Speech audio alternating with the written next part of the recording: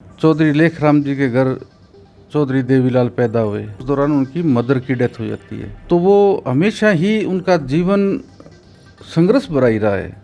उसी दौरान चौधरी लेखराम जी ने अपने बेटे को मोगा पंजाब में लगा दिया। ये 3 लोग थे। तो इनका भाई इसके ये मुकदमा दर्ज हो गया और घर पे छापा पड़ा। जब छापा पड़ा, कारण पूछा गया तो चौधरी लेखराम जी ने कहा कि भी मेरा उससे कोई वास्ता नहीं है। तो चौधरी लेखराम जी बड़े मायूस होते हैं और उसको अपनी आप बेइज्जती समझते हैं। भी हमारे घर पे पुलिस आने का कारण ही देवीलाल है। दोनों भाइयों को गिरफ्तार करके चौधरी लेखराम जी को बड़ा महसूस होता था कि भी इन्होंने मेरे नाम पे बट्टा लगाया है। उस टाइम हालात बन गए थे भी अंग्रेजों को देश छोड़ना पड़ेगा। चौधरी देवीलाल भी चले गए टिकट के लिए। तो उनकी उम्र कम थी कुछ, तो टिकट मिली। उसी दौरान उनके फादर की डेथ होगी। आज मैं जीत रहा हूँ, मुझे उसकी खुशी नहीं, दुख मुझे ज़्यादा है। चीफ मिनिस्टर बन के आते थे, उन्होंने अनदेखी करनी शुरू कर दी। हरियाणा बनाने के पीछे चौधरी देवीलाल का एक ही स्वार्थ है कि वो मुख्यमंत्री बनना चाहते हैं। उसमें उन्होंने मेरे फादर को टिकट दी, अपने बेटे प्रताप सिंह को। तो इंदिरा जी ने सख्त आदेश दे दिया कि भी आपने भजनलाल को चीफ मिनिस्टर बनाया। वो 35-35 लाख में विधायक दयाराम ने एक ही दिन में 4 पार्टियां बदली। वो छोड़ के चले जाते हैं चौधरी देवीलाल जी को। तो लोगों ने वो जलसा पाड़ दिया, टेंट गिरा दिए, बड़ा दंगा हुआ उसमें। फिर एक दिन का कर्फ्यू लगा, एक दिन उनको अरेस्ट रखा। तो उस दौरान भी मैं साथ था। चौधरी देवीलाल जी के पास एक असला था, मैं उनकी मुनियादी भी कर देता था। तो उसके बाद में चौधरी साहब को इतना भरोसा हो गया मेरे पे, जलसों की सीआईडी ले गया लोगों की, क्या बात करते हैं। तो मैंने कहा जी मुझे इस चीज़ की भनक ही नहीं थी जो कि आपने प्रधानमंत्री का पद क्यों छोड़ा। मुलायम सिंह जी को, लालू को, नीतीश को, चौटाला साहब को, जितने भी कांग्रेस में, बीजेपी में है, जो भी लीडर है, वो सारी चौधरी देवीलाल के हाथों की पैदाइश है। तो एक तो मौसम कर रहा है, एक बीजेपी कर रही है। चौटाला साहब ने अजय सिंह को लोकसभा जितवाई, उसको राज्यसभा में जितवाया, उसको विधानसभा जितवाई, उसको नौर से इलेक्शन लड़ाया राजस्थान की विधानसभा से, वहाँ उसको एमएलए बनाया। 2 बार एमपी बनाया, एक बार डवाड़ी से एमएलए बनाया। फिर मेरी भाभी जी को डवाड़ी से एमएलए बनाया, उसको अजय सिंह के बेटे को बनाया लोकसभा का एमपी। और आप क्या चाह रहे हो। नमस्कार दोस्तों, स्वागत है आपका खबर हरियाणा के यूट्यूब चैनल पर। और आज हम पहुंचे हैं डबवाड़ी में चौधरी रवि सिंह चौटाला जी के पास, जो स्वर्गीय चौधरी देवीलाल जी के एक तरह से निजी सचिव, अंगरक्षक, और उनको सारा दिन क्या देखभाल करनी है, कहाँ उनके प्रोग्राम शेड्यूल होंगे, सारी चीज़ों की जानकारी इनके पास होती थी। तो चौधरी देवीलाल जी के जो भी अनसुनी बातें हैं, जो भी कहानियां हैं, जो लोग जानना चाहते हैं, उन सभी बातों को हम आज इनसे चर्चा करेंगे। तो सबसे पहले स्वागत है जी आपका। धन्यवाद। तो हम शुरुआत कर लेते हैं जी स्वर्गीय चौधरी देवीलाल जी के एक तरह से जन्म से ही। तो किस सन में उनका जन्म हुआ, थोड़ा इसके बारे में बताओ। देखो, चौधरी देवीलाल जी का जन्म, मुझे डेट तो याद नहीं इतनी एक्चुअल, कि उनका तो किताबों में, इतिहास में सारा लिखा हुआ है। मैं आपको बता सकता हूँ, उनका जन्म स्थान है तेजाखेड़ा गांव में, और उनकी कर्म भूमि है चौटाला गांव। शुरुआती दौर में चौधरी लेखराम जी के घर चौधरी देवीलाल पैदा हुए।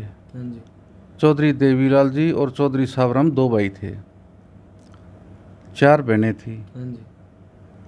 और जब चौधरी देवीलाल जी बाल अवस्था में थे, 12 साल के थे, उस दौरान उनकी मदर की डेथ हो जाती है।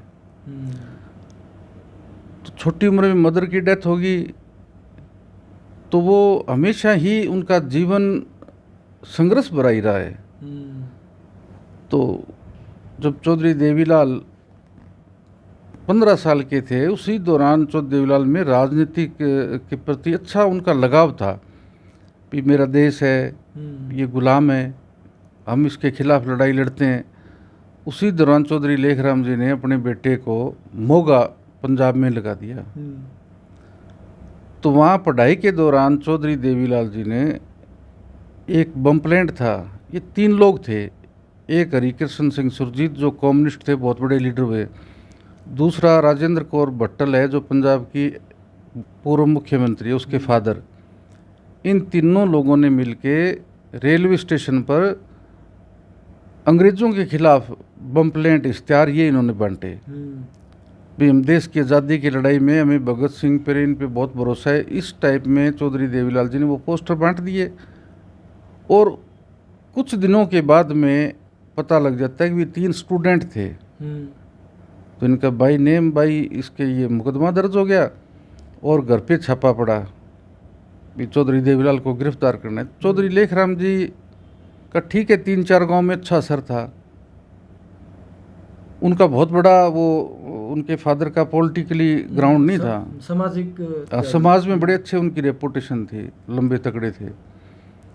तो उस दौरान जब छापा पड़ा, कारण पूछा गया तो ये बताया गया कि भी आपके बेटे देवीलाल ने आपने पढ़ने के लिए लगाया, वहाँ वो पढ़ाई नहीं कर रहे, वो तो सरकार के खिलाफ प्रचार कर रहे हैं। तो हमने मुकदमा दर्ज किया और हमने उसको गिरफ्तार करना है, आप बताओ वो कहाँ है। तो चौधरी लेखराम जी ने कहा कि भी मेरा उससे कोई वास्ता नहीं है, आप उसको पकड़ो, गिरफ्तार करो, जो कुछ करना है तो वो कर लो। तो चौधरी देवीलाल जी को इन बातों का पता लग गया, तो वो घर भी नहीं आए। करीब 2 साल तक वो ना उनके पिताजी को पता था, ना जो स्कूल के प्रबंधक थे उनको पता था भी कहाँ है चौधरी देवीलाल। फिर इन तीनों को 2 साल के बाद में अरेस्ट कर लेते हैं। अरेस्ट करने के बाद में इतला जब आती है घर पे, तो चौधरी लेखराम जी बड़े मायूस होते हैं और उसको अपनी आप बेइज्जती समझते हैं भी हमारे घर पे पुलिस आने का कारण ही देवीलाल है। उस टाइम पुलिस घर पे आती थी तो थोड़ा ये सोचते थे कि समाज में क्या संदेश जाएगा। हाँ, उस टाइम क्या होता था, पुलिस का घर आना वो मानते थे कि भी बहुत बड़ा कोई अपराध किया है, कोई क्राइम किया है, इसलिए पुलिस आई है। तो गांव में पता लगा कि इनके घर पुलिस कैसे आई है, तो गांव वालों ने भी बताया कि भी ये तो आज़ादी के आंदोलन में भाग ले रहे हैं इसलिए पुलिस आ गई। तो चौधरी लेखराम जी ने कह दिया भी मेरा देवीलाल से कोई वास्ता नहीं है, जो कुछ है ये कुछ भी करे मैं उसका जिम्मेवार नहीं हूँ। तो इनको अरेस्ट करने के बाद में चौधरी देवीलाल जी को और उनके बड़े भाई चौधरी साबराम भी अरेस्ट होते हैं, गिरफ्तार। वो भी दोनों भाइयों को गिरफ्तार कर लिया जाता है। दोनों भाइयों को गिरफ्तार करके लाहौर की जेल में रखते हैं 1 साल और 1.25 साल उनके मुल्तान जेल में रखते हैं, जेलों में रखते हैं। तो गांव में घर पे रिश्तेदारियों में बड़ा उस चीज़ की चर्चा होती है कि चौधरी देवीलाल ने बड़ा गलत काम किया है, अब वो छूटेंगे नहीं, अब घर पे नहीं आ पाएंगे। तो चौधरी लेखराम जी को बड़ा महसूस होता था कि भी इन्होंने मेरे नाम पे बट्टा लगाया है। उसके बाद में चौधरी देवीलाल जी को वहाँ जेल होगी और कोई जमानत का कोई प्रबंध हुआ नहीं। उसी दौरान चौधरी देवीलाल जी के पिताजी चौधरी लेखराम हरिद्वार चले जाते हैं। हरिद्वार से वो वापसी पे आते हैं तो ट्रेन में, रेलगाड़ी में वो डब्बे में खड़े हो जाते हैं एक साइड में। तो कुछ लोग नौजवान अवस्था में थे, कुछ बुजुर्ग लोग थे, वो बैठे हुए बात कर रहे थे आपस में। तो उन्होंने देखा भी ये आदमी कौन है, कैसे खड़ा है। तो उन लोगों ने पूछा कि आप कहाँ के रहने वाले हो। तो उन्होंने ये बताया अपना नाम भी, मेरा नाम लेखराम है और चौटाला गांव का हूँ मैं। तब लोगों ने उस सीट खड़ी करके उनको बिठाया और उनका बड़ा मान सत्कार किया। लोगों ने उनकी बड़ी इज्जत करी कि भी आप चौधरी देवीलाल के पिताजी हो। तो बड़े लोग परस ने उनको सीट दे दी, उनको पानी पिलाया। उसके बाद में उनके मन में आई कि भी मेरा बेटा तो वाकई बड़ा एक हीरो की तरह है कि उसको दुनिया जानती है। वो तो सोच रहे थे कि बेटे ने ये कर दिया और अब तो गर्व हो गया। हाँ, उनको अपने आप पे बड़ा गर्व हुआ कि मेरे बेटे ने मेरा नाम कितना बड़ा किया है। उस दौरान वो घर पे आते हैं। घर आने के बाद में उन्होंने अपने बेटों की तलाश शुरू कर दी भी कहाँ कौन सी जेल में। फिर उनकी जमानत हुई। फिर उन्होंने बताया चौधरी साहब को, साबराम को बताया भी इसका नाम बहुत बड़ा है, इसको घर ले आ भी यही। तो वो जमानत होती है और वो घर पे आते हैं। और फिर घर पे आने के बाद में चौधरी लेखराम जी ने बहुत लोगों को बुलाया भी ये मेरा बेटा आज़ादी का हीरो है और ये तो इसमें सिस्टम में भाग रहे। आप गिरफ्तारी हुई इनकी 2 साल और आज जमानत होके घर आ रहे हैं। फिर चौधरी लेखराम जी ने उनके सिर पे हाथ रखा और बोला जो तेरे को खर्चा चाहिए, जो तेरे को पैसे चाहिए, अब तेरे घर पे रहना, राजनीतिक तेरी शुरू कर दे। उस टाइम हालात बन गए थे भी अंग्रेज़ों को देश छोड़ना पड़ेगा। फिर मेरे गांव से भी 8-10 लोग और फ्रीडम फाइटर हुए उन फ्रीडम फाइटरों में चौधरी देवीलाल की भूमिका सबसे ज़्यादा थी। उसके बाद में क्या हुआ कि 47 में देश आज़ाद हो गया। उससे पहले आता हूँ, 47 से पहले तो एक इलेक्शन की बात आई सन 37 में। तो टिकट मिलने की बात आई तो चौधरी देवीलाल भी चले गए टिकट के लिए। तो उनकी उम्र कम थी, कुछ महीनों का फर्क था, तो उनको टिकट नहीं मिल सकती थी। वो टिकट उन्होंने अपने बड़े भाई चौधरी साहबराम को दिलवा दी और चौधरी साहबराम को पहला इलेक्शन लड़ाया गया सन 37 में और पहला ही चौधरी देवीलाल ने वो इलेक्शन जितवा लिया। चौधरी साहबराम जी विजयी होकर घर पे आए तो उस चीज़ की बड़ी खुशी हुई। तो चौधरी लेखराम जी ने कहा कि भी चलो मेरा बड़ा बेटा भी बन गया, मुझे बहुत खुशी है, लेकिन मैं मेरे छोटे बेटे को भी एमएलए देखना चाहता हूँ, चौधरी देवीलाल जी को भी। तो फिर एक चुनाव आता है सन 52 में, देश आज़ाद हो गया।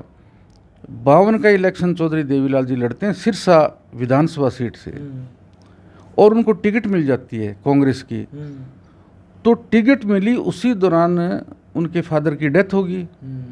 तो कुछ दिन गांव में रहे, फिर वो अपने प्रचार में चले गए और वो इलेक्शन चौधरी देवीलाल जीतते हैं, बहुत अच्छे वोटों से जीत जाते हैं और वो घर पे आते हैं। तो गांव में उनके लिए बड़ा स्वागत के लिए तैयारी कर रखी थी, खाना वगैरह दिया लोगों को, बड़े भाई ने इंतज़ाम कर लिया। चौधरी देवीलाल घर आ रहे थे तो उन्होंने गांव के लोग देखे ढोल ढमाके, तो उन्होंने बंद करवा दिए। उन्होंने ये कहा है कि भी आज मैं जीत रहा हूँ, मुझे उसकी खुशी नहीं, दुख मुझे ज़्यादा है। तो फिर कारण पूछा तो उन्होंने ये बताया कि भी मेरे फादर की डेथ होगी, मेरे फादर का एक ही सपना था कि मेरा छोटा बेटा भी एमएलए बन के आता, घर आता तो मैं उसको देखता, उसको पीठ थपथपाता, तो वो चीज़ नहीं रही। तो चौधरी देवीलाल ने वो जुलूस वगैरह बंद करवा दिए और उनको बड़ा मतलब वो मायूस हो गए, इस बात से दुख हुआ। तो फिर उसके बाद में ये दिनचर्या चलती रहती है। तो और फिर देश आज़ाद होने के बाद में फिर चौधरी देवीलाल इलेक्शन लड़ते हैं और वो इलेक्शन जीतते हैं। उस टाइम हरियाणा नहीं था, संयुक्त पंजाब था, एक ही पार्टी थी कांग्रेस। वो कांग्रेस के सिंबल पर इलेक्शन जीते। फिर दोबारा इलेक्शन लड़ा, 3 बार लड़ा, वो जीतते आए। तो उसी दौरान पंजाब से हिमाचल अलग हो गया। हिमाचल अलग होने के बाद में हरियाणा की डिमांड उठ खड़ी हुई भी हम भी इस हरियाणा को अलग प्रदेश बनाएंगे। हरियाणा को बनाने के पीछे चौधरी देवीलाल जी का तर्क था कि भी जो बजट है 60-40 का अनुपात है, 60% पैसा लगता था पंजाब का, 40% पैसा था वो हरियाणा में लगना था। लेकिन जो भी पंजाब से चीफ मिनिस्टर बन के आते थे उन्होंने अनदेखी करनी शुरू कर दी। भी चौधरी देवीलाल हरियाणा बनाने के पीछे चौधरी देवीलाल का एक ही स्वार्थ है कि वो मुख्यमंत्री बनना चाहते हैं। तो चौधरी देवीलाल जी ने हाउस में ये बात कही कि जिस दिन हरियाणा बनेगा मैं इलेक्शन नहीं लड़ूंगा। तो जब 1 नवंबर सन 1966 में हरियाणा अलग हो जाता है, सन 1967 में इलेक्शन होते हैं पहले हरियाणा के आज़ाद होने के बाद में, उसमें उन्होंने मेरे फादर को टिकट दी, अपने बेटे प्रताप सिंह को, इलाहाबाद विधानसभा से, और वो इलेक्शन मेरे पिताजी अच्छे वोटों से जीत के आते हैं। और वो चौधरी देवीलाल जी को उस टाइम कांग्रेस ने भी अपनी पार्टी से निकाल दिया था। अच्छा जी। तो वो इंडिपेंडेंट जिताए मेरे फादर को। वो इलेक्शन चलता रहा, पॉलिटिकली ये चलते रहे। तो बीच में फिर सन 74 में रोड़ी विधानसभा सीट से उपचुनाव होता है, किसी कैंडिडेट की डेथ हो जाती है और उस जगह से चौधरी देवीलाल जी ने इंडिपेंडेंट फार्म भर दिया। और वो इलेक्शन में चौधरी देवीलाल जी को लड़ाने के पीछे एक ही मकसद था कि पंजाब की अकाली लीडरशिप है वो सारी चौधरी देवीलाल जी की मदद के लिए चौटाला गांव में। और चौधरी देवीलाल जी ने वो निर्णय किया कि भी मैंने कांग्रेस छोड़ दी और मैं उपचुनाव लड़ूंगा रोड़ी विधानसभा सीट से। कांग्रेस के चीफ मिनिस्टर होते चौधरी बंसीलाल जी। बंसीलाल जी ने ये टिकट अपने रिश्तेदार को दिलवाई, इंदिराज बेनीवाल को, रोड़ी विधानसभा सीट से। और चौधरी देवीलाल जी वो इलेक्शन बड़े मार्जिन से जीतते हैं। इलेक्शन जीतने के बाद में बहुत एक बीबीसी पर पहली बार किसी पॉलिटिकली आदमी का इंटरव्यू आया और उनके बारे में रिपोर्टिंग करी बीबीसी ने, तो बड़ा चर्चित चेहरा बन गए चौधरी देवीलाल। और वो इलेक्शन जीतने के बाद में कुछ ही समय के बाद में सन 1975 को इमरजेंसी लिखती है। इंदिरा गांधी प्राइम मिनिस्टर और बंसीलाल जी को शिफ्ट करवा के वहाँ डिफेंस मिनिस्टर बनवा देती है इंदिरा गांधी। तो उस इमरजेंसी में जितने भी अपोजिशन के लीडर थे उनको सबको गिरफ्तार किया और उसमें चौधरी देवीलाल जी को भी गिरफ्तार कर लिया। और वो जेलें चौधरी देवीलाल जी ने सिरसा काटी, उसके बाद में महेंद्रगढ़ रोहतक उन्होंने 19 महीने तक जेल काटी। और 19 महीने के बाद में देश में इमरजेंसी हटती है, सभी राजनीतिक दल के लोगों की रिहाई होती है और चौधरी देवीलाल जी को भट्टू विधानसभा से जनता पार्टी की टिकट पे इलेक्शन लड़ते हैं और वो इलेक्शन लड़ते हैं, जीत जाते हैं। और फिर पहले जो मुख्यमंत्री बनते हैं वो अपना, तो वो सन 1977 में हरियाणा के चीफ मिनिस्टर बनते हैं। 1977 में देवीलाल जी पहली बार सीएम बनते हैं, पहली बार मुख्यमंत्री बनते हैं हरियाणा के। और वो सरकार 2.5 वर्ष चली। अच्छा जी। उस 2.5 वर्ष के दौरान भजन लाल ये सब लोगों ने मिल के ये लोग 40 एमएलए कांग्रेस में चले, खरीद फरोख्त हुई हरियाणा में। तो जो आयाराम गयाराम की राजनीति है वो वहीं से शुरुआत होती है। ये जो कांग्रेस का प्रेसिडेंट आज उदय भान है, उसके पिताजी का नाम था गयाराम। वो गयाराम ने एक दिन में 4 पार्टियां बदली, तब हरियाणा इतना बदनाम हो गया कि आयाराम और गयाराम की राजनीतिक हरियाणा से शुरुआत होती है। उस पॉलिटिक्स को गंदा करने में सबसे बड़ा कोई चर्चित चेहरा आता है तो चौधरी भजन लाल जी आते हैं। चौधरी भजन लाल जी ने कभी जमीनी राजनीतिक नहीं करी, इन लोगों ने खरीद फरोख्त की पॉलिटिक्स की, वो सरकार चली जाती है। फिर आता है सन 1982 में इलेक्शन। उस टाइम लोकदल पार्टी होती थी, चौधरी चरण सिंह होते थे उस पार्टी के प्रेसिडेंट। तो वो इलेक्शन लड़ते हैं, चौधरी देवीलाल जी भी जीतते हैं और सबसे बड़ी पार्टी आती है लोकदल, जो राष्ट्रीय लोकदल। हाँ, राष्ट्रीय लोकदल नहीं, सिर्फ लोकदल। वो लोकदल पार्टी बनती है तो उसमें कांग्रेस को 34 सीट, 36 सीट लोकदल को, बीजेपी को और इंडिपेंडेंट को मिला के ये सारा रिजल्ट आता है। तो उसमें संख्या बल थी एमएलएज की। उस टाइम ये कानून नहीं होता था, आजकल तो आप अकेले किसी पार्टी में शामिल ही नहीं हो सकते क्योंकि दल बदल का ये कानून आ गया। उस टाइम में कोई कानून नहीं था। और वो चौधरी देवीलाल जी ने अपने साथ जितने भी एमएलएज थे उनकी परेड करवाने के लिए तैयार हो गए थे। गवर्नर थे जीडी तपासे, और चौधरी देवीलाल जी ने अपने साथ 48 विधायकों का दावा भी पेश कर दिया। और उन्होंने अपने एमएलए परमाणु, हिमाचल में एक जगह है, होटल है, वहाँ रुकवा दिए। और वहाँ रुकवाने के बाद में चौधरी देवीलाल जी को और इनको मंगल सेन जी को सबको बुलाया भी आप ओथ लेने के लिए सोमवार को आओ हमारे पास। वो शनिवार का दिन था, तैयारी होगी थी ओथ की। वो ओथ संडे को, आज ही के दिन संडे को चौधरी भजनलाल दिल्ली में थे और जो जीडी तपासे थे वो इंदिरा गांधी के बहुत ही राइट हैंड थे, करीबी थे। तो उनको दिल्ली बुला के ये कहा गया कि भी आप भजनलाल को दिलाओ और बहुमत के लिए उनको 1 महीने का समय दे दो। तो उस गवर्नर ने कहा जी 48 विधायक तो चौधरी देवीलाल के पास है, बड़ी पार्टी लोकदल है, पहले उनको इनवाइट करने का। तो इंदिरा जी ने सख्त आदेश दे दिया कि भी आपने भजनलाल को चीफ मिनिस्टर बनाया।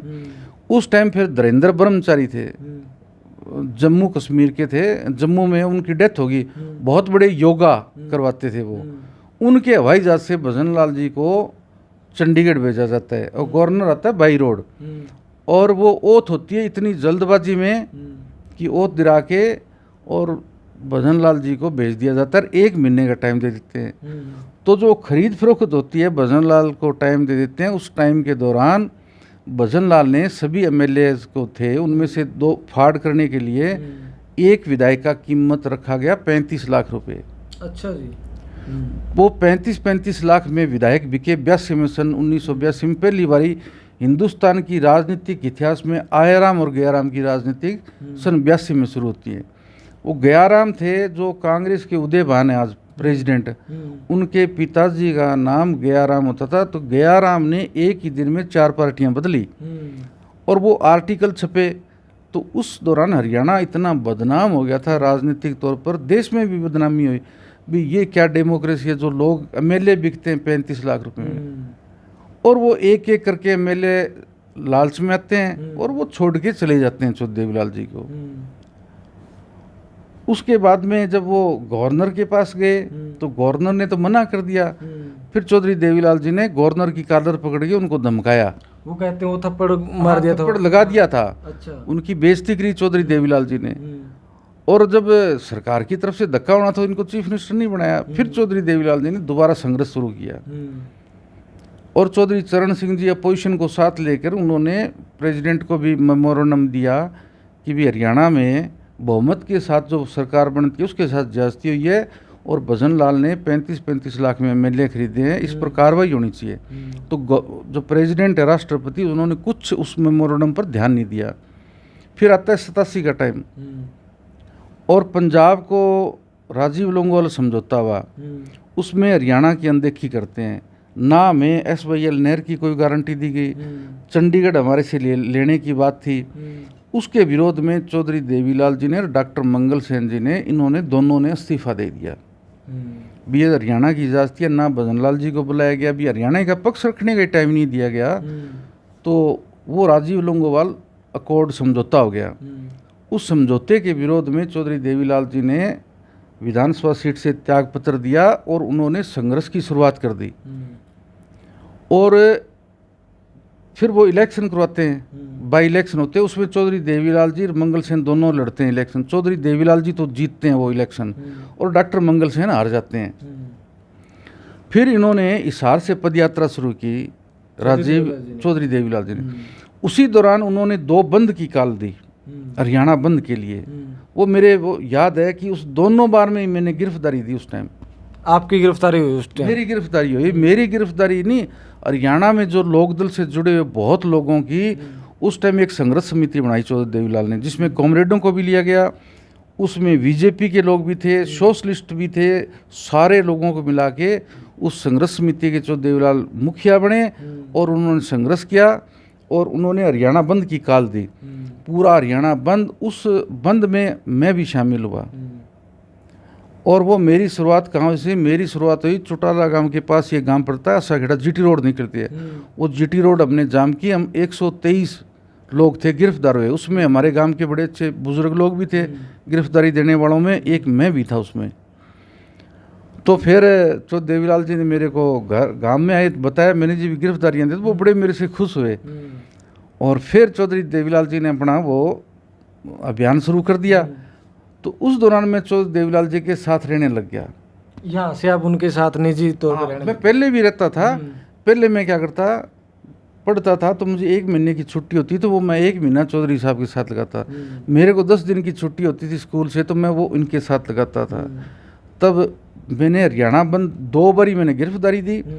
फिर मेरे को सन 1986 में चौधरी साहब ने मेरे को परमानेंट साथ रख लिया और मैं जब भी मौका मिलता तो मैं रैलियों में लोगों को लेके जाता था और चौधरी देवीलाल जी बड़े उस चीज़ से खुश होते थे। तो मेरे को कहते थे वहाँ स्टेज से कि भी तू रिपोर्ट लेके आ, CID लेके आ, क्या कहते हैं लोग, ग्राउंड रिपोर्ट क्या है? Ground report. मैं ग्राउंड रिपोर्ट लेके चौधरी साहब को बता देता था, जी लोग आपके बारे में बहुत अच्छी बात कर रहे हैं। और बंसीलाल जी उस टाइम CM थे हरियाणा में 86 में, 1 साल के लिए आए। तो बोले क्या बात करते हैं? मैंने कहा जी लोग ये कहते हैं कि अब की बार चौधरी देवीलाल को मौका देंगे, इतने वोट डालेंगे कि इनकी सारी सीटें जिताएंगे और इसको हराएंगे कांग्रेस को।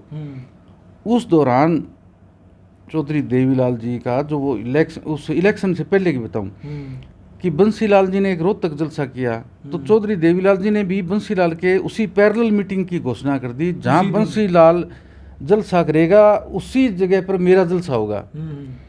तो रोहतक में जलसा हुआ, वो मैंने बड़ा अच्छा नज़दीक से देखा। उसमें क्या हुआ कि वो जलसे की घोषणा कर दी और उसी दौरान चौधरी देवीलाल जी को हरियाणा पुलिस ने गिरफ्तार कर लिया।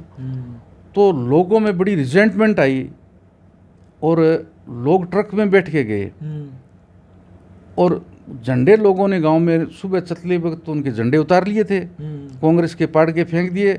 लोगों ने नारा लगाया, हम हैं देवीलाल के, ट्रक है बंसीलाल के। वो नारा पूरा हरियाणा में फेमस हो गया और वहाँ लोग पहुँचते हैं। चौधरी बंसीलाल के आने से पहले उनका बेटा सुरेंद्र वहाँ स्टेज पे था, तो लोगों ने वो जलसा पाड़ दिया, टेंट गिरा दिए, बड़ा दंगा हुआ उसमें।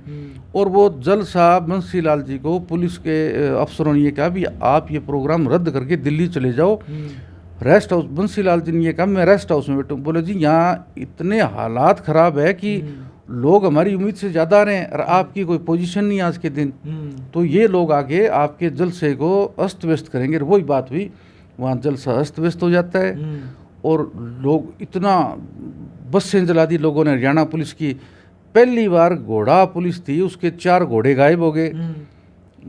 जो ये बुलेट मोटरसाइकिल थे उनको आग लगे, 3-4 बसें जला दी, शराब के ठेके जल के पूरे रोहतक में। फिर 1 दिन का कर्फ्यू लगा, उसमें लोगों की गिरफ्तारी हुई। और वो जो न्यूज़ थी वो बीबीसी में आई और बीबीसी ने अपनी प्रथम न्यूज़ होती है उसमें उसको चीज़ को दी कि भी चौधरी देवीलाल की गिरफ्तारी के बाद में हरियाणा में दंगा भड़कने की मतलब शुरुआत होगी।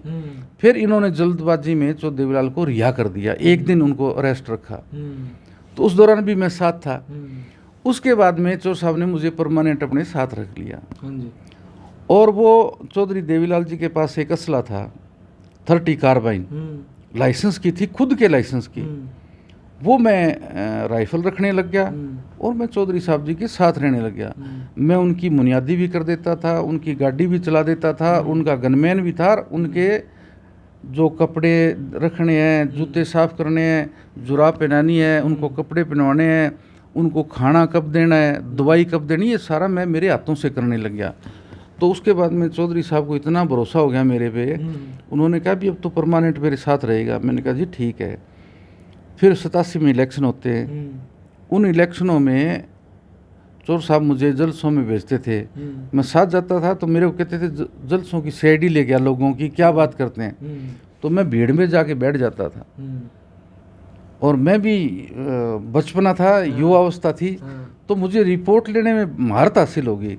उस महारत का मैंने बड़ा फ़ायदा उठाया। मैं लोगों में बात करता था, पूछता था क्या है, किसकी हवा है। तो लोग कहते थे कि अब की बार देवीलाल को जिताएंगे और चौधरी देवीलाल को इतने वोट देंगे कि चौधरी देवीलाल मुख्यमंत्री बने हरियाणा का, इसके सारे एमएलए जिताएंगे। फिर चौधरी देवीलाल जी ने मैम से इलेक्शन लड़ा, शुरुआत कर दी। इतने लोगों ने वोट डाले, इतना चंदा दिया चौधरी देवीलाल जी को। जो एमएलए थे, कैंडिडेट थे, जो एमएलए के लिए इलेक्शन लड़ रहे थे, उस दौरान हर एक रोज में 8-10 गांव निकालते थे चौधरी देवीलाल जी। तो उस दौरान चौधरी देवीलाल जी को 10 लाख से रुपए ऊपर से चंदा आता था डेली का। एवरेज वो पड़ी 15 लाख रुपए। तो जब लास्ट जलता होता था किसी कॉन्स्टिट्यूंसी का, तो वो माड़ा सारी मेरे पास होती थी। वो माड़ा चौधरी देवीलाल जी क्या करते थे कि भी यहाँ से लोकदल का कौन कैंडिडेट है उसको दे दो। तो वो सारे पैसे देते थे। बोले अभी कितने हैं, बोले जी 15 लाख हैं। तो लोगों को कहते थे भी एक वोट और एक नोट से कोई कैंडिडेट के पास पैसे की कमी ना रही जाए। तो लोगों ने बम्पर पैसा दिया और बम्पर वोट दिए चौधरी देवीलाल के नाम से। और कोई बाहर का लीडर आके स्टेज पे बोलता था, लोग वोटिंग कर देते थे। 1 मैन शो, एक ही आदमी के पीछे वोट डालते थे, वो चौधरी देवीलाल जी के। और चौधरी देवीलाल जी वहीं वायदा करते थे, मुख्यमंत्री बनूंगा तो पहले बिजली और पानी का प्रबंध, भ्रष्टाचार बंद, बुढ़ापा पेंशन। तो चौधरी देवीलाल जी कहते थे भी बूढ़ो रिजल्ट आने से पहले मर मत जाना, मैं आपकी 100 रुपये महीना पेंशन भी बंद दूंगा। तो बंसीलाल जी फिर बात करते थे कि चौधरी ये कानून ही नहीं है, बुढ़ापा पेंशन बढ़ाने का कोई कानून नहीं है कि चौधरी देवीलाल कैसे दे सकते, मैं पढ़ा लिखा वकील हूँ, इस कानून का मुझे पता है। फिर चौधरी देवीलाल जी ने भाषण में कहा कि मैं बनूंगा मुख्यमंत्री, आप वोट डालोगे एमएलए को, तो ये एमएलए मुझे मुख्यमंत्री बनाएंगे। मैं मुख्यमंत्री बनने के बाद में विनाश दास गुप्ता को वित्त मंत्री बनाऊंगा और उससे पूछूंगा भाई हरियाणा में कितने बूढ़े हैं। बोले जी इतने लाख बुजुर्ग है। मैं कह दूंगा 100 रुपये इनको पेंशन देनी शुरू करो, नीचे मैं लिख दूंगा देवी लाल। फिर चौधरी देवीलाल जी ने कहा भी हम भेड़ चराने थोड़ी जा रहे हैं विधानसभा में, हम कानून ही बनाएंगे। और वो चौधरी देवीलाल जी ने करके दिखाया और वो इलेक्शन बंसीलाल जी हार जाते हैं। तो वो चौधरी देवीलाल जी ने आते ही बुढ़ापा पेंशन शुरू कर दी, सारे काम कर दिए, उनकी ओथ होगी और सब स्टाफ को थोड़ा थोड़ा रखना शुरू कर दिया। अब उन्होंने अपना पीए और पॉलिटिकल सेक्रेटरी वगैरह रख लिए। तो मेरी क्या भूमिका थी मुझे नहीं मालूम था भी मेरा आगे क्या सिस्टम है। मेरी ये इच्छा थी कि भी ओथ होगी, अब चंडीगढ़ जाएंगे और चंडीगढ़ के जाने के बाद में मैं गांव में जाऊंगा चौटाला। तो हम चंडीगढ़ आ गए, मोरनी हिल रुके। मोरनी हिल में उन्होंने अपनी सारी सरकार की व्यवस्था वहाँ से शुरू करी। भी IAS अफसर, IPS अफसर किसको ज़िले में लगाना या नहीं लगाना, वो उन्होंने कर लिया। तो इत्तेफाक से उनका एक हफ्ते के बाद में CM हाउस आने के बाद में दिल्ली का प्रोग्राम बन जाता है। मैं उनके साथ दिल्ली चला जाता हूँ हवाई जहाज़ से। हरियाणा सरकार का एक हवाई जहाज़ था, उसमें बैठ के हम दिल्ली चले गए। दिल्ली उन्होंने मुझे कहा कि भी मैं तेरे को मेरा सरकारी गनमैन रखूँगा, मैं पुलिस में भर्ती कराऊँगा तुझे, और तेने मेरे साथ ही रहना है। मैंने कहा जी ठीक है। और वहाँ से चौधरी साहब ने फ़ोन किया चीफ सेक्रेटरी को, DGP को, इंटेलिजेंस एजेंसियों के हेड को, भी इसको नौकरी लगाना है, तनख्वाह लेगा नहीं ये, और ये मेरी सिक्योरिटी में शामिल होगा। फिर मैंने वो मेरा अपॉइंटमेंट हो जाता है और मैं परमानेंट उनका पर्सनल सिक्योरिटी ऑफिसर लग जाता हूँ। अच्छा जी। और मेरी सैलरी के लिए मना कर देते हैं, भी तेरे सैलरी ने, एक मैं टोकन साइन करके 1 रुपया लेता था। मैंने बहुत बढ़िया ट्रेनिंग करी। उस ट्रेनिंग में हम कोई 120 कमांडो थे, उनमें सबसे मेरा अव्वल नंबर 1 में। और वो मैंने कमांडो कोर्स किया, मैंने इंटे तोड़ की दिखाई, जो एक कमांडो क्या करता है वो मैंने सारी करके दिखाई। उसी दौरान मुझे फिर एक AK-47 मिलती है, एक मेरे को पिस्टल मिलता है सरकार की तरफ से। फिर मैं चौधरी साहब के साथ रहने लग गया। फिर तो मैं 24 घंटे आँख कान नाक बन के रहता हूँ, और चौधरी साहब जहाँ भी जाते हैं मैं साथ जाने लग गया। मुझे सारा सिस्टम ट्रेनिंग मैंने ले ली। और फिर चौधरी साहब ने जनता दल बनाया। जनता दल बना दिया। जनता दल बना दिया। जनता दल में सभी दल के लोगों को शामिल किया कांग्रेस के खिलाफ, और वो जनता दल बन गया। और लोग एक ही बात कहते थे कि भी अब की बार ताऊ देवीलाल के बारे में लोगों ने कहा, ताऊ पूरा तोलेगा, लाल किले से बोलेगा, ये एक नारा लगने लग गया। चौधरी देवीलाल जी ने 3 जगह से इलेक्शन लड़ा उस टाइम लोकसभा का, ये भी चौधरी देवीलाल के नाम रिकॉर्ड है। उन्होंने इलेक्शन लड़ा सिक्कर से, राजस्थान जी। हाँ, और एक रोहतक से, दोनों इलेक्शन जीतते हैं। बलराम जाखड़ हार जाते हैं चौधरी देवीलाल जी के मुकाबले में। वो इतना ज़बरदस्त सीन था। और चौधरी देवीलाल को लगभग ये सभी लोग कहने लगे प्राइम मिनिस्टर बनेंगे अगले। और मैं वहाँ हरियाणा भवन में खड़ा था, तो मेरे को चौटाला साहब ने बुलाया अपने पास। मैं गया उनके पास। उन्होंने कहा कि तू जाके चौधरी साहब को मना ले, प्रधानमंत्री बने पड़े, और मैं कोई पद नहीं लूँगा। मैंने कहा जी ठीक है, मैं आपका मैसेज देता हूँ। बोले नहीं, तेरी तरफ से भी कुछ कहना है और मेरी तरफ से भी। मैं अंदर गया, मैंने कहा जी मैंने आपसे बात करनी है। चौधरी साहब लेटे हुए थे, मैं बैठ गया। तो कहने लगे क्या बात करनी है, तू तो मेरे साथ ही रहता है 24 घंटा। मैंने कहा नहीं, मैंने अकेले में बात करनी है। तो बोले ठीक है। मैंने बाहर एक गनमैन को खड़ा कर दिया, मैं किसी को अंदर नहीं आने देना है। मैंने वो बात की शुरुआत यहाँ से करी। मैंने कहा जी आपको प्रधानमंत्री बनना चाहिए, और आपके बारे में चौटाला साहब ने मुझे ये कहा है कि चौधरी साहब प्रधानमंत्री बन जाएंगे, और उनको के तैयारी करें। मैंने सारी बात बता दी चौधरी साहब को, भी मुझे चौटाला साहब ने आपके पास भेजा है और आप मुख्य प्रधानमंत्री पद के लिए तैयार हो जाओ। तो चौधरी साहब बड़े ज़ोर से हंसे और मेरी तरफ देखा, तो और बोले नहीं कुछ। तो मैंने कहा जी मैं खड़ा रहा, वो लेटे हुए थे। तो मैंने कहा जी मैं क्या करूं, वो बोले नहीं। फिर मैं बाहर आके मैंने चौटाला साहब को बताया सारा। फिर चौटाला साहब को बता दिया जी मैंने ये आप वाली बात कह दी है। तो उसके बाद में मैं लगभग यही था कि चौधरी देवीलाल जी प्राइम मिनिस्टर बनेंगे। वो वहाँ पार्लियामेंट में चले जाते हैं, जहाँ जनता दल के संसदीय दल का नेता चुनना था, चुनाव होना था, और वो चुनाव यूनानिमसली होना था, एक नाम पर सहमति बनानी थी। तो मधु दंडवते होते हैं, वो उसके हेड थे इलेक्शन करवाने के, पर्यवेक्षक बन के वहाँ बैठे थे। तो शुरुआत होती है कि भाई जब VP सिंह जी ने, उन्होंने कहा भी अब मैं शुरुआत करता हूँ, और ये शुरुआत मैं पार्टी के प्रेसिडेंट से करता हूँ।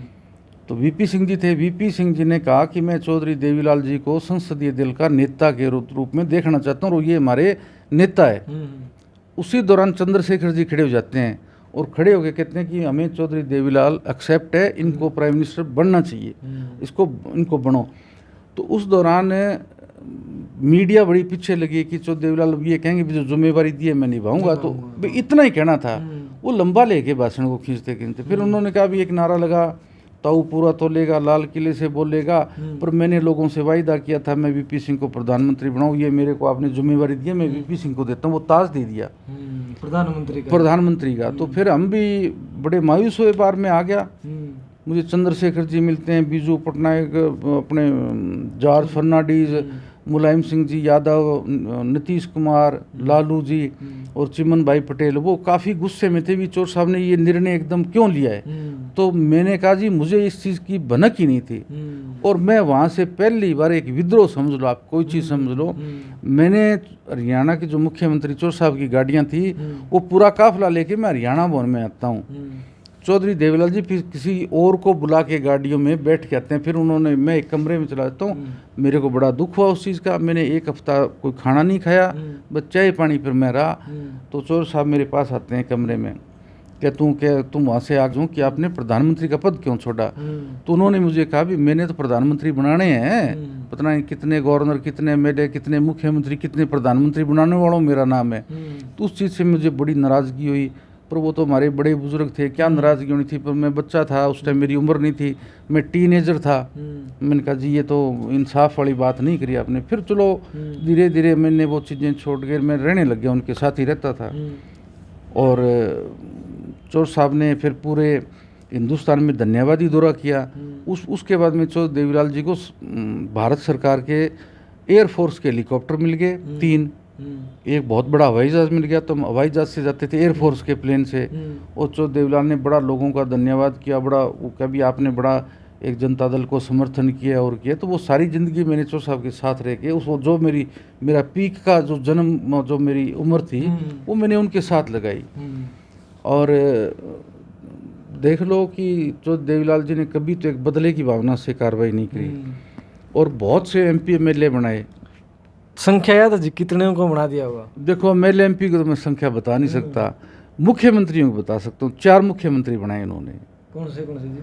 मुलायम सिंह जी को, लालू को, नीतीश को, चौटाला साहब को, और बहुत कैबिनेट मिनिस्टर बनाए। एक वीपी सिंह को प्रधानमंत्री बनाया, दूसरी बार चंद्रशेखर जी को।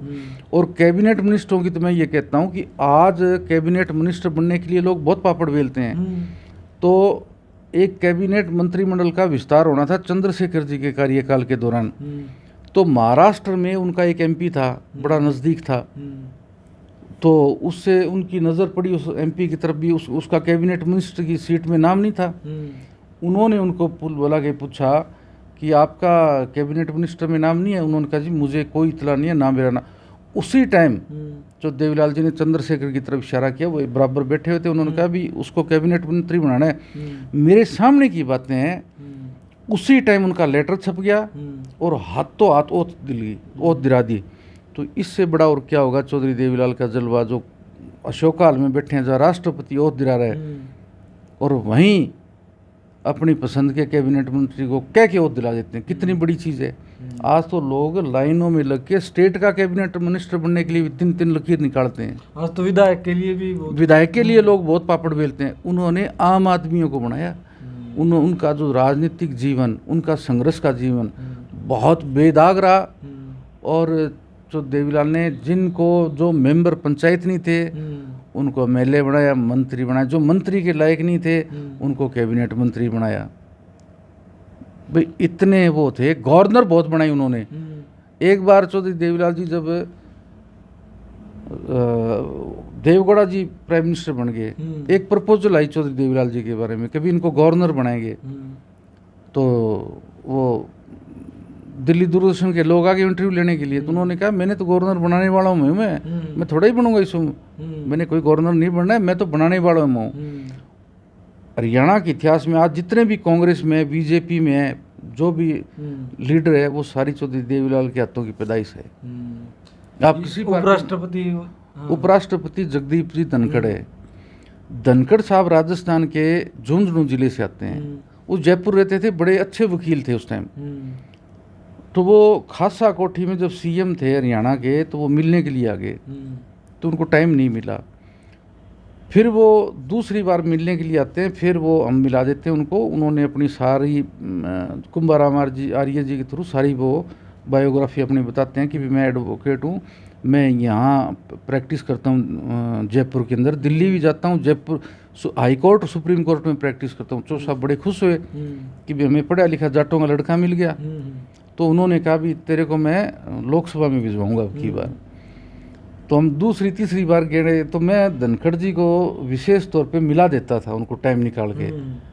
फिर उन्होंने धनखड़ जी को कहा भी जगदीप तेरे माँ लोकसभा में झुंझुनू एक जलसा करा मेरा।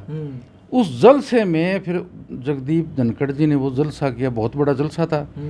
और उस जलसे में चौधरी देवीलाल जी ने कहा भी तुम्हारा अगला एमपी मैं आपको पढ़ा लिखा वकील देता हूँ, ये लड़का मेरे साथ काम करेगा माँ, इसको जिता देना।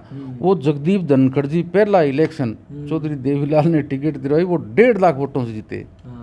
वो आज भी मानते हैं शान।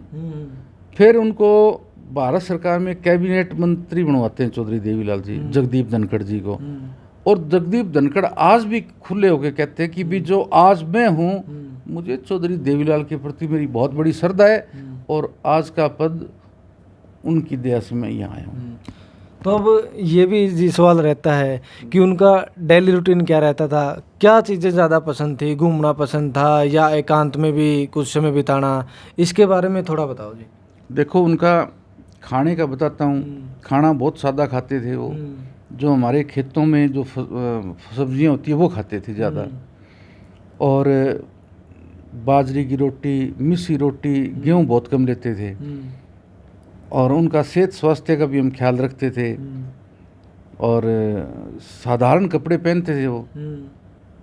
और उनको नई चीज़ देखने का बड़ा शौक होता था, नई चीज़ें। और जहाँ अलग खेती बाड़ी होती थी, जो हमारी परंपरागत गेहूं को चावल को छोड़ के और खेती क्या है, तो उसको विशेष तौर पर देखते थे वो।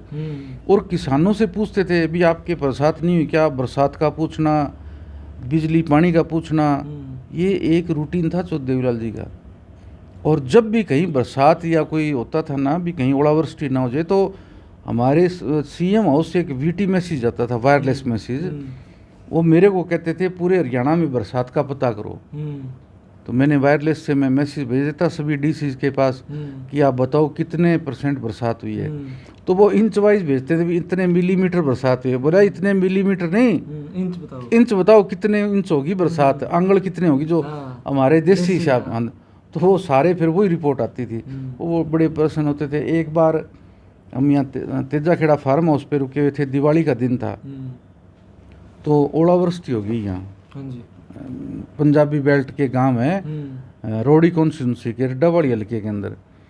तो चौधरी साहब को जैसे ही पता मिला, उठ के नहा धो के और गाड़ी में बैठ के अकेले आ गए इन गाँव में। और किसानों ने देख के एकदम अचंभित रहे कि चौधरी देवीलाल पहली बार हमारे खेतों में आ गए। तो चौधरी साहब ने वो सारा खुद अपनी आंखों से देखा और फिर वापिस आए। फिर डीसी को इनको भेजा भी मेरी ड्यूटी ना करो, आप किसानों का पता करो कितना नुकसान हुआ है। और नुकसान किया, पहले दिन ही गिरदावरी करा के दूसरे दिन उनके जेबों में पैसा चला गया। बोला पटवारियों की ड्यूटी लगाओ, पूरे जिले के पटवारियों की ड्यूटी, तहसीलदारों की ड्यूटी, डीसी की ड्यूटी, एसडीएम की ड्यूटी, सब ने जा के बोले चेक से पेमेंट नहीं है, हाथों में नगद पैसे दे उनसे इनको। उस टाइम चौधरी देवीलाल जी ने 2000 रुपये पर एकड़ मुआवजा दिया। सन 1988 की बात है ये। आज वो 2000 जो है 30,000 के बराबर है। इतना तो आज की सरकार भी नहीं देती, ये तो मतलब ही नहीं है। और चौधरी साहब कहते थे कि भी एक जो ये बीजेपी के बारे में भी, ये जनसंघ पार्टी नहीं है, ये बहुत ही इनमें जहर है। ये किसान को कभी उभरने नहीं देंगे, किसान को कभी पसंद नहीं करेंगे। किसानों को आर्थिक तौर पर अगर कोई नुकसान कर रहा है तो एक तो मौसम कर रहा है, एक बीजेपी कर रही है। ये दोनों मतलब इनके बारे में बहुत चौधरी देवीलाल की अच्छी सोच नहीं थी बीजेपी के बारे में। और बीजेपी को कभी हरियाणा में चौधरी देवीलाल ने उभरने भी नहीं दिया। तो उनका राजनीतिक जीवन बहुत अच्छा था, फिर सादगी पसंद था। और सुबह वो 4 बजे उठते थे, अर्ली इन द मॉर्निंग 5 बजे उठ के 1 घंटा सैर करनी। उसके बाद में साधारण दाल रोटी के साथ अपना नाश्ता करते थे और दूध पी लेते थे। और उसके बाद में सेक्रेटरिएट में जो दिनचर्या होती थी, उनकी फाइलें निकालनी और करनी, वो वहीं निकालने थे। मेरा भी सेक्रेटरिएट की 4थी मंजिल पे मेरा दफ्तर था। तो हम सिक्योरिटी के लोग थे, हम उनकी सुरक्षा के प्रति बहुत चाक चौबंद रखते थे ताकि कोई किसी प्रकार का कुछ सिक्योरिटी में कोताही ना हो। क्योंकि ज़्यादा सिक्योरिटी इसलिए करनी पड़ी क्योंकि उस टाइम पंजाब में हालात ख़राब थे, उग्रवाद था। फिर इंदिरा जी की कई हत्या होती है, उनके गनमैनों ने की, तो हम उसके प्रति बहुत सजग रहते थे। फिर भी वो क्या करते थे, सुरक्षा का घेरा तोड़ देते थे, हमारी बातों को नहीं मानते थे। एक बार कहने लगे पंजाब में, चंडीगढ़ में बहुत वारदात करी है उग्रवादियों ने, तो हालात ठीक नहीं थे। चंडीगढ़ में भी काफ़ी ये आतंक की वारदात हुई। तो चौधरी देवीलाल जी मुख्यमंत्री निवास से जो सुखना झील है वो 2.5 किलोमीटर पड़ती है। चौर साहब ने कहा भी मैं तो ये 2.5 किलोमीटर जाना, 2.5 किलोमीटर आना, ये करूँगा। फिर हमने कहा जी नहीं, ये तो सुरक्षा के लिहाज से ठीक नहीं है। तो बोले क्या सुरक्षा थी, मैंने किसी का कोई बुरा किया ही नहीं है। फिर हमने बड़े अफसरों को बताया, उन्होंने फिर आके चौर साहब को समझाया, बोले जी हम मजबूरी है हमारी, आप हमारी सरकार हो, हम तो आपकी चारों तरफ कमांडो लगाएंगे। तो बोले नहीं, मैं बिना कमांडो के जाऊँगा। तो फिर हमने समझाया, काफ़ी बिठा के उनको बैठे थे, बताया जी इसमें ये बहुत बड़ी जोखिम भरा काम है, पुलिस के लिए बहुत ज़्यादा है। वो मान गए थे और वो मान भी जाते थे और मेरे से अखबार पढ़वाते थे, चाहे वो पक्ष की न्यूज़ है चाहे विपक्ष की है, सारी आप पढ़ते थे? सारी मैं पढ़ के बताता था। फिर उनको दवाई देनी, फिर उनके खाने का देखना, वो सारा काम मेरा होता था। अब एक हम पीछे एक इंटरव्यू देख रहे थे, उनकी वायरल हो रही थी क्लिप, राज्यपाल थे सुल्तान सिंह, वो कह रहे थे कि मैं चौधरी देवीलाल जी से मिला, वो मुख्यमंत्री थे और वो एक रोड बना रही थी महिलाएं कोई, उनके दुख तकलीफ को देख के तुरंत ही कहा कि मैं सुबह जाके ही चंडीगढ़ जाके आपके बच्चे का, जच्चा बच्चा का ये कानून बनाऊंगा। तो मतलब वो लोगों के दुखों को देखते थे, तो इतने धरातल की मैं बताऊँ आपको, वो उन्होंने हकीकत बताई है सुल्तान सिंह जी ने। जितनी भी पेंशन स्कीम है सब चौधरी देवीलाल जी की देन है। अपने देखो आप, बुढ़ापा पेंशन, बेरोजगारी भत्ता, स्टूडेंटों के पास पढ़ने, उसके बाद में विधवा पेंशन, विकलांग पेंशन, ये सब चौधरी देवीलाल जी ने शुरू करी थी। वो कहते थे बुजुर्गों की आज कोई इज्जत नहीं है, बेटियां आजकल अच्छी रोटी नहीं देते उनको। तो उन्होंने कहा भी बुजुर्ग, उस टाइम का 100 रुपया आज के 10,000 के बराबर है, महीने के 10,000 के बराबर है।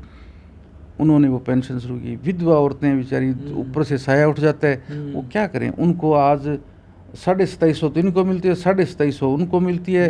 बेरोजगारी भत्ता इन्होंने बंद कर दिया, पेंशन काटनी शुरू कर दी और बेड़ा गर्क करेगी बीजेपी जेजेपी हरियाणा का। तो ये स्कीमें जो देवीलाल जी की देन है। सुल्तान सिंह जी क्या थे कि भी ये खड़े थे, चो देवीलाल मुख्यमंत्री गए तो बोले अरे वो कांग्रेस की, तुमने आज तक इन लोगों का की शुद्ध नहीं दी, उसके पेट में बच्चा था। तो चौधरी साहब ने कहा भी ये पेट में इसका बच्चा है, धूप का टाइम है, काम कर रही है औरतें। तो उसके बाद में चौधरी देवीलाल जी ने कहा कि इनको मैं दूध की खुराक के लिए और घी की खुराक के लिए 300 रुपये हर डिलीवरी पे मिलते थे, ताकि ये अपना जो डिलीवरी है वो अच्छी तरह के उसे हो सके और उसके खाने की खुराक के पैसे मिल सके। तो देवीलाल तो एक अलग चीज़ थी, उन्होंने जो कुछ था उनके जीवन का सब कुछ था वो संघर्ष बना रहा है और आम पब्लिक के लिए बना है। तो चौधरी देवीलाल जी के कितने मतलब बेटे या बेटियां कितने थे, आप एक बार बताओ और उनके बारे में थोड़ा। चौधरी देवीलाल जी के पिताजी का नाम चौधरी लेखराम, चौधरी देवीलाल और साबराम 2 भाई थे और 4 बहनें थी। फिर उसके बाद में चौधरी देवीलाल जी के 4 बेटे हैं, 1 बेटी है। चारों बेटों में ओम प्रकाश चौटाला, मेरे फादर प्रताप सिंह चौटाला, मेरी बुआ शांति देवी, मेरे चाचा रणजीत सिंह, मेरे चाचा जगदीश चंद्र, 4 थे। अब इन चारों के आगे आ जाओ, हम 4 बहन भाई हैं। मेरे से 2 बड़ी सिस्टर है, वो रोहतक मैरिड है। हम 2 भाई हैं, 1 भाई अपना खेती बाड़ी करता है, मैं यहाँ डबवाली में रहता हूँ। ये सारा है। तो चौधरी ओम प्रकाश चौटाला जी, तो इनकी शुरुआत राजनीति में कब से हो गई थी? क्योंकि देवीलाल जी तो सेंटर लेवल में चले गए थे, तो ये चीफ मिनिस्टर पहली बार कब बनी थी? मैं आपको थोड़ा बैक में बताता हूँ कि हरियाणा बनने से पहले सिर्फ 2 ही आदमी इलेक्शन लड़ते थे हमारे घर से, चौधरी साबराम और चौधरी देवीलाल जी। फिर चौधरी साबराम जी ने अपने छोटे भाई को कहा भी आप ही पॉलिटिक्स करोगे, वो घर देखते थे। और चौटाला साहब सबसे बड़े होने के नाते घर का काम भी देखते थे और जहाँ चौधरी देवीलाल जी इलेक्शन लड़ते थे वहाँ की जाके मैनेजमेंट देखने, वो चौधरी देवीलाल जी का कामकाज देखते थे इलेक्शनों का। चौटाला साहब को सन 67 में पहली टिकट देते हैं, वो एमएलए बनते हैं। उसके बाद में 87 में सन 1984 में लोकसभा का इलेक्शन लड़वाते हैं, वो हार जाते हैं इलेक्शन। फिर चौटाला साहब को सन 1987 में राज्यसभा से टिकट देते हैं। फिर उसके बाद में चौटाला साहब को 90 में मुख्यमंत्री बनाते हैं। ये सारा इतिहास है जी। और फिर उस मुख्यमंत्री की उसमें दौड़ में चौधरी रणजीत सिंह भी थे शामिल थे। वो भी चाह रहे थे भी मैं चीफ मिनिस्टर हूँ, लेकिन वो जो उनको जिम्मेवारियां दी थी उन्होंने जिम्मेवारियों को निभाया नहीं कभी अच्छी तरह। वो सिर्फ एक टेबल पॉलिटिक्स करते थे ज़्यादा। वो अरिस्टोक्रेट टाइप के पॉलिटिशियन थे जो देवीलाल जी को वो पसंद नहीं थी। धरातल के नेता वो उसी को लाइक करते थे जो जमीनी तौर पर जो पब्लिक के बीच में रह के पॉलिटिक्स करे। अगर कोई दूसरा आदमी होता था ना भी अरिस्टोक्रेट टाइप का भी मैं तो टेबल पॉलिटिक्स करूंगा, ड्राइंग रूम की राजनीति करूंगा, वो तो देवीलाल को पसंद नहीं थे। अब हम तो जिसको पीछे कर दिया। अब धरातल पे मतलब ग्राउंड रिपोर्टिंग करते हैं, सर्वे वगैरह करते हैं, तो ये कहते हैं कि अगर ये परिवार मतलब एक रहता, अब जेजेपी पार्टी अलग कर ली, तो आज कुछ और ही होता। इसका कहीं ना कहीं परिवार को राजनीतिक नुकसान हुआ है। बहुत नुकसान हुआ है। देखो, जो देवीलाल जी कहते थे कि अगर पॉलिटिक्स करो, सत्ता में पॉलिटिक्स करो तो चीफ मिनिस्टर बनो, अपोजिशन में आना है तो विधानसभा में विपक्ष का नेता बनो। और जब पिछली बारी बीएसपी से समझौता किया अभय सिंह चौटाला ने, ये सारा सिस्टम किया, उसने मेहनत करी उन्होंने, और वो सरकार आ जाती, पर इन्होंने पार्टी तोड़ दी अजय और ने। वो लड़के अति महत्वाकांक्षी हो गए।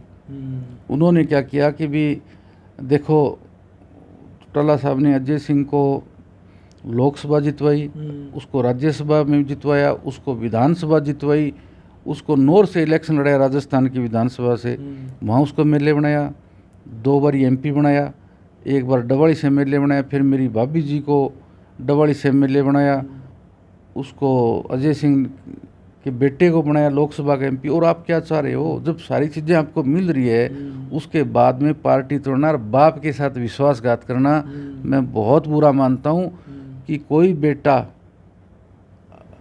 बाप के साथ ये हरकत करे, उसको मुझे नहीं लगता कि इनको कोई माफ़ करेगा। आगे आप मेरे से लिखवा लो, एफिडेविट ले लो।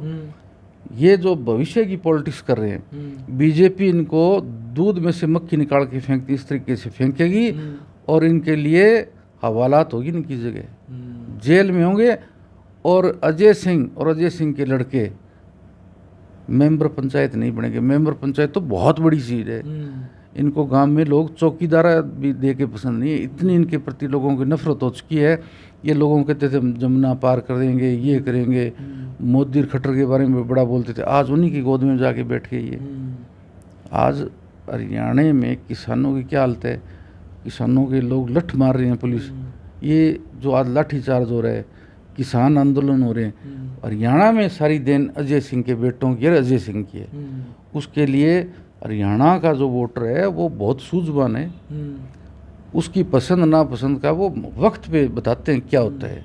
वो ना किसी को धोखा देते, बुरे समय में साथ भी देता है हरियाणा का वोटर। और अगर वोटर के साथ आपने विश्वासघात किया तो वो वोटर आपको ज़मीन भी सुंगा देता है, वो चढ़ाता भी है, उसको गिराना भी आता है।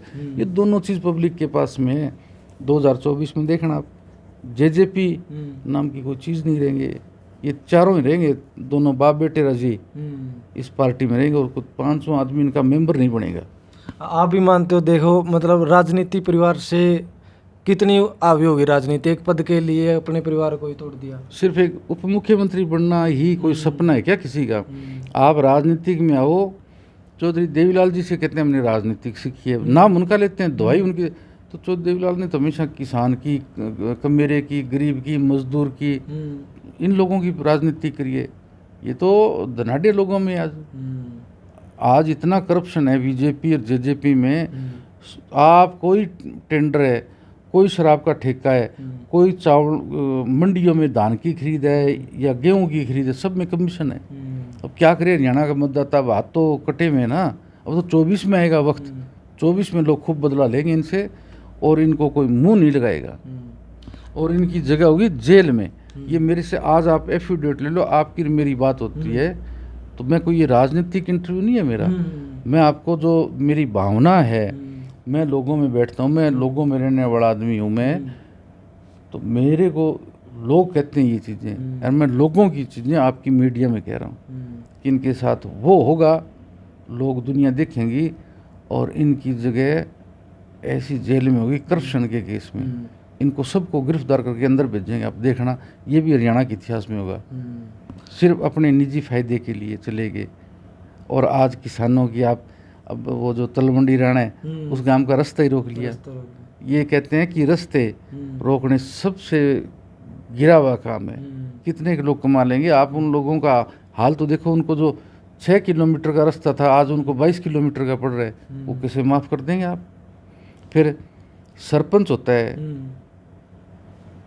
उसके पास गांव की जिम्मेवारियां होती है। वो छोटी सरकार है और इन्होंने कहा कि नहीं, सरपंच तो बेईमानी करेंगे इसलिए हम बांटेंगे पैसा। आप पंचायत का पैसा कैसे बांट दोगे। वो लोगों की इच्छा होती है। वो वार्ड लेवल का मसला होता है, वो गली और नाली का मसला होता है, वो गांव में आपसी भाईचारे का मसला होता है। गांव के जितने भी काम होते हैं वो गांव के लोग सरपंच को, मेंबर पंचायत को कहते हैं भी हमारी गली पक्की करो, हमारा ये काम करो। तो वो सरपंचों के हाथ में तो पावर ही नहीं रही। फिर तो आपने इलेक्शन ही क्यों कराया। पहले इलेक्शन 1.5 साल लेट कराया, इलेक्शन कराने के बाद में आपने उनकी पावरें ले ली। और यही हालत जो चेयरमैनों की है, जो डायरेक्ट चेयरमैन का इलेक्शन हुआ उसमें चेयरमैनों के पास कोई पावर नहीं है। सब एमएलएज के पास पावर है, मिनिस्टरों के पास पावर है, सरकार के पास है। सिर्फ कमीशन खाना, इसको टिका के खा लो। गांव का सरपंच और पंचायत ईमानदार होती है। बताऊं कारण इसका। गांव में अगर सरपंच कोई गड़बड़ी करेगा, मेंबर पंचायत कोई गड़बड़ी करेगा तो उनको लोग माफ कर देगा क्या। लोग आजकल इतने जागरूक हो गए, सोशल मीडिया इतना हावी हो गया कि जो अगर कोई गलत काम करेंगे, सीमेंट नहीं लगाएंगे, उसके लिए कोई अच्छी चीज़ नहीं करेंगे तो लोग उठा के वो ईंट नहीं लगने देंगे। तो ये काम कब शुरू होगा। 2024 में ये शुरू हुआ काम। और इनका पॉलिटिकली आप मेरे से लिखवा लो, इनका भविष्य अंधकार में ही है। तो अब आपसे बातचीत चल रही है तो देवीलाल परिवार से हो गए, तो आपका भी राजनीतिक सफर हमने जानना चाहिए। आपने क्या कोई इलेक्शन लड़ा अभी तक। हाँ, मैंने इलेक्शन लड़ा है। मैंने एक तो जिला परिषद का इलेक्शन लड़ा, वो अभय सिंह के खिलाफ लड़ा। और दूसरा मैंने विधानसभा का इलेक्शन लड़ा इंडिपेंडेंट तौर पे। जो अभय सिंह के खिलाफ मेरा इलेक्शन था उसमें मेरे को 200-250 वोटों से मैं हारा जिला परिषद का। और दूसरा मैंने इलेक्शन लड़ा अजय सिंह के खिलाफ, उसमें मेरे को 10,000 वोट आए थे। अब आगे की हम उम्मीद कर सकते हैं, आगे तैयारियां कहाँ से करोगे। मेरी कोई इतनी इच्छा नहीं है। मैं कोई अति महत्वाकांक्षी आदमी नहीं हूँ। मेरा आज जीते हुए एमएलए से ज़्यादा मेरा नाम है हरियाणा में। लोग नाम के लिए, काम के लिए करते हैं। मेरा काम यहाँ नहीं रुकता डबल एरिया में। मैं सोशल आदमी हूँ, मैं समाज का आदमी हूँ। मैं जो भी मेरे पास आता है घर पे उसका काम करता हूँ। मैं लोगों के इतना 2 चीज़ मेरे से नहीं होगी। कोई मेरे पास ग्रांट नहीं है, ना वो नौकरी लगा सकता, ना मैं तबादले करा सकता। जास्ती मैं किसी के साथ नहीं होने देता। मैं यहाँ बैठा हूँ तो लोगों के थाने तहसील के क्या काम होते हैं। कोई बुजुर्ग आदमी आ गया, उसकी पेंशन काट दी तो आपने उनको बुला के कहना अफसरों को इनका पता करो, अगर ये इसको पात्र है, योग्य है तो उसको पेंशन मिलनी चाहिए। क्रिमिनल बदमाश आदमी उसको गिरफ्तार करो। अगर उसके खिलाफ पर्चा होता है तो पंचायत आती है। मैं पंचायत के पास बैठ के वो पंचायती मसले में हल करवाने में मेरी सबसे ज़्यादा है। और मेरा अगर नाम है तो मेरे नाम में और मेरी जो राजनीतिक जो सिस्टम है, मेरे निजी जीवन में मेरे पे कोई कलंक नहीं है। आपको तो इस एरिया में उन्हें पता क्या था, दबंग बोलते हैं कि ये तो दबंग। ये दबंग तो एक वक्त के साथ लोग ठप्पा लगा देते हैं। दबंग का मतलब क्या होता है। मैं दबंगता उस चीज़ को मानता हूँ जो लोगों को साथ लेके चले, लोगों के साथ जास्ती ना हो, बस ये हो। इसमें अगर कोई गलत करेगा तो मैं नहीं होने दूंगा उसको। ये लोग कहते थे दबंग। दबंग नहीं है, मैं लोगों के साथ हूँ, लोग मेरे साथ होते हैं। मैं जहाँ भी कोई रैली जलसा जुलूस हो, मैं मेरे जितने भी साथी सहयोगी कहता हूँ उनको, मैं कहता हूँ जहाँ जाना है मैं तैयारी करता हूँ और उनको बुलाता हूँ और उनके मैं काम भी करता हूँ। मैं सुख में भी शामिल होता हूँ, लोगों के दुखों में भी शामिल होता हूँ। मैं कोई अति महत्वाकांक्षी व्यक्ति नहीं हूँ, ना मैं कोई पहले प्लान बनाता कोई। तो मेरी तरफ से कोई मेरे बहुत ज़्यादा लालसा और इच्छा नहीं है। कई लोगों की इच्छा होती है अगर आपने एमएलए क्यों बना, आप बनो लीडर। एमएलए तो आदमी एक बार बन जाएगा, अगले 5 साल में फिर आपको कौन बनाएगा।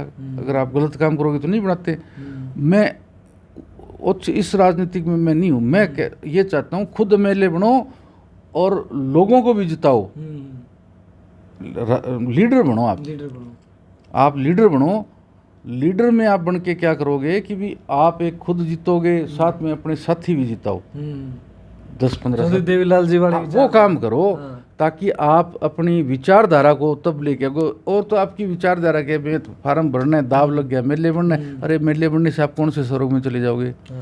अब मैं बहुत देखता हूँ, भूतपूर्व मेले घूम रहे हैं, उनसे मैं पूछता हूँ, उनके राजनीतिक जीवन में पता करता हूँ मैं कि तो आपने सिर्फ एक ही बार इलेक्शन लड़ना था क्या? अब जो भी पॉलिटिक्स कर रहे हैं उनका एक ही ध्येय है, भी मेले बनूं और पैसा कमाऊं। मैं आऊँ राजनीति को लोगों ने एक बाईपास का रास्ता समझ लिया है। भी इस सिस्टम में आ जाओ, दाव लगे, पैसा कमाओ, बस इससे ज़्यादा कोई उम्मीद ही नहीं है। ना आजकल की पब्लिक को जो राजनीतिक लोग हैं उनसे उम्मीद रखनी चाहिए। और मैं पब्लिक को एक ही कहता हूँ, जिसकी मदद करो ठोक के मदद करो, जिसकी खिलाफत करो तो ठोक के करो। बीच का काम अगर पब्लिक करती है तो मैं उसको अच्छा नहीं मानता। भी ठीक है, आपको 2 आदमी मिल गए, दोनों में मुकाबला है, आप अच्छे आदमी को गलत आदमी के हाथों हरा दो तो वो बहुत ही गलत है। बहुत अच्छा आदमी है, उसकी समाज में अच्छी पहचान है, ईमानदार आदमी है, उसके पास टिकट नहीं है और उसको एक ऐसे बेईमान से हरवा देते हो आप, जिस पार्टी की लहर चल रही है वो तो उस लहर में पैसे दे के टिकट ले लेगा। आपने जो ईमानदार आदमी है, जो जिसका चरित्र ठीक है, चाल चलन ठीक है, आप उसको भी हरा देते हो तो वो एक अच्छी चीज़ नहीं है। मैं तो यही कहता हूँ, अच्छे आदमी को जिताओ, जो बड़ी आपके पब्लिक के जो काम आने वाले आदमी है। अगर उसको नहीं पब्लिक आगे लेके आएगी तो वो पब्लिक का कोई भला नहीं होगा। अब राजनीति का ज़माना बहुत बदल गया है। वो जो चौधरी देवीलाल जी चौटाला साहब वाला जो युग था वो चला गया। अब नए युग की पॉलिटिक्स। उस टाइम जब वो लोग पॉलिटिक्स करते थे उस टाइम मोबाइल फ़ोन नहीं था, ये संचार की व्यवस्था ही नहीं होती थी। तो आज हर आदमी के हाथों में मोबाइल है, स्मार्टफोन है, इंटरनेट है। हर आदमी आज, चाहे अमेरिका में कोई न्यूज़ चल रही हो और चाहे वो अफगानिस्तान में न्यूज़ चल रही हो और चाहे वो हिंदुस्तान के किसी भी कोने से न्यूज़ चल रही है, तो लोग आजकल बड़ा अच्छी तरह से देख रहे हैं। लोगों ने मोदी को और इनको वोट किस लिए दिए कि भाई मोदी ने ये कहा था कि मैं किसानों की आमदनी दुगनी करूंगा। मुझे तो आज तक लगा 2022 का कह रहा था, नाराज तो 23 हो गया, 2 गुना घटा तो दी इसने, ये तो कर दिया। और जेजेपी वाले कहते थे हम तो यमुना पार कर देंगे, ये कर देंगे। आज उन्हीं की गोद में जाके बैठोगे, इसको आप क्या कहोगे? तो मैं मीडिया के लोगों से भी कहता हूँ, भी आपको भी चाहिए, आपका भी दामन साफ होना चाहिए मीडिया के लोगों का। मैंने आजकल मीडिया में देखा है, आजकल का मीडिया पैसे में का है। मैं ये हर पत्रकार के बारे में नहीं कहता, राजनीति में गंदे लोग आगे, समाज में भी गंदे लोग आगे, और मीडिया की जो भूमिका है वो बिल्कुल ही गलत है। मीडिया पैसे वाले आदमी को उभारता है, क्योंकि उससे उसको होता है भी मैं ये इन्वेस्ट कर रहा हूँ। मीडिया के लोग अब पैसे के बल पे ज़्यादा न्यूज़ चल रही है, कोई ईमानदारी नहीं रही, ना वो पॉलिटिक्स नहीं रही, ना वो पत्रकार रहे। अब तो सब कुछ खेल आ गया, तो पैसे का आ गया। पैसे से टिकटें मिलती है, दिल्ली में जाओ आप, बिना पैसे टिकट नहीं मिलेगी। टिकट मिलेगी तो आपके पास इतना रुपये होने चाहिए पत्रकारों को खिलाने के लिए। अगर वो आप इतना लगाओगे तो फिर पूरा तो पब्लिक से करोगे ना। जब कहता हूँ वो युग आना चाहिए, जैसे चौधरी देवीलाल ने जो मेंबर पंचायत नहीं बन सकते थे उनको एमएलए MP बना दिया। चौटाला साहब ने भी बहुत बनाए हैं ऐसे एमएलए। मैं बहुतों का नाम लेके बता सकता हूँ, लेकिन आज नाम लेने की ज़रूरत नहीं है, पब्लिक के पास सारी रिपोर्ट है। चौटाला साहब ने बहुत एमएलए बनाए जिनका घर में दोनों टाइम का गुजारा नहीं है। अगर वो आज करप्शन करे या भ्रष्टाचार करे तो वो कभी जनता उनको माफ़ नहीं करेंगे। जो छल कपट से एमएलए बनते हैं, जात पात का नारा, भ्रष्टाचार का, ये मतलब गलत है। वो आप बता रहे थे कि चौधरी देवीलाल ने तो बहुत बनाए, ओम प्रकाश चौटाला जी ने बनाए, जयप्रकाश जेपी भी यहीं से उन्होंने बहुत मान सम्मान दिया, उनको केंद्र तक मिनिस्टर बनाया, और आज इसी परिवार को वो गलत बता रहे हैं। तो वो काटड़ी बेचा करती, उनका काम ही क्या था? वो राजनीतिक में वाहियात आदमी था, दफ्तर में पानी पिलाता था लोगों को, हैं दरी खींच दी, ये काम थे उसके। आज 2 आने का आदमी नहीं है, वो भी बोलता है क्या उसकी औकात है। आजकल वो भूपेंद्र हुड्डा का है डूम, पहले सुल्तान सिंह होता था कांग्रेस का डूम, जयप्रकाश है हुड्डे का डूम। ये तबला वादक है, राजनीतिक तबले जानते हो आप? राजनीतिक के तबले वो होते हैं जो राजनेता को खुश रखे, उनसे टिकट लेनी, वक्त पे उनसे मदद करनी अपने स्वार्थ के लिए। ये लोग कोई पॉलिटिकल नहीं है, ये बहुत गिरे हुए लोग हैं। ऐसे लोगों का भी सफाया होना चाहिए, इनका भी होगा सफाया, आप देखना।